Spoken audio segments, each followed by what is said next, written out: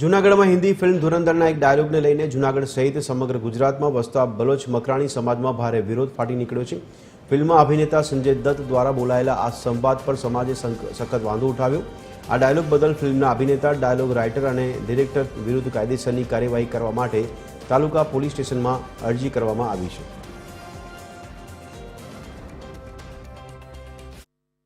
સમગ્ર ભારતની અંદર બલોચ સમાજ એ રોષે ભરાણો છે અને માત્ર ને માત્ર આ ફિલ્મ એક ચોક્કસ જ્ઞાતિને ટાર્ગેટ બનાવવામાં આવે છે અને આવા શબ્દોનો, અભદ્ર શબ્દોનો ઉપયોગ કરી અને એક પૈસાની કમાણીનો આ ફિલ્મ દ્વારા કરવામાં આવ્યું છે.